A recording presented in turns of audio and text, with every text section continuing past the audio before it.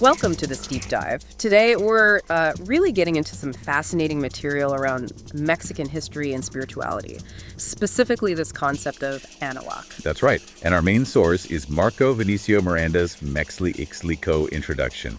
It's a blend, isn't it? History, a spiritual journey. And a call for cultural revival, yeah. It's quite something. It really is. And the starting point is interesting. Miranda sets it in 2025. He's visiting a sacred Acolhuatesco site. The land of the poet Nezahualcóyotl. You get this immediate sense of deep connection, like to the land itself and its memory. Exactly. That ancestral memory is key. And it leads into this almost mystical experience. Right. He's guided by these Xeneks, nature spirits, Tlayuetal and Quitl. Yes, through a sacred forest, towards this kind of ethereal temple. And you hear, or rather he feels, the verses of Nezahualcóyotl resonating. It speaks to that harmony the Acolhua people understood, between people, nature, the cosmos. It all fits together. A kind of balance. And this journey, it really culminates with a pivotal vision he has at the pyramid in Tezcatzingo. That view must have been incredible.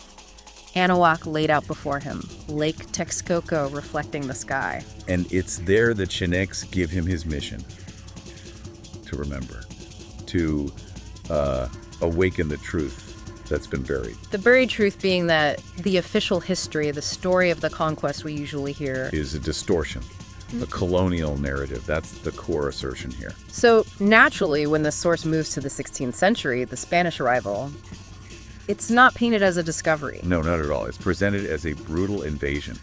Cortez comes across as deeply manipulative. With a serpent's tongue, I think the source says, exploiting rivalries. Absolutely. Especially that alliance with the Telex-Caltecs against the Mexica. That was crucial. And the source brings up the whole Quetzalcoatl deception, Cortez presenting himself as this returning god. This must have caused immense confusion. Right. And fear. It's presented as a calculated psychological tactic. A tool of conquest, yeah.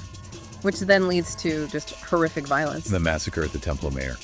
During the Toxcatl celebration. Pedro de Alvarado behind that. The source doesn't hold back.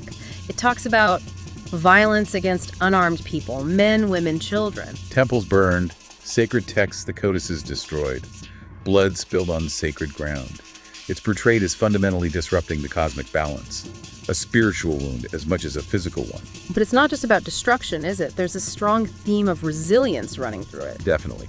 Marco's communion with Tlanoue, the living creator figure.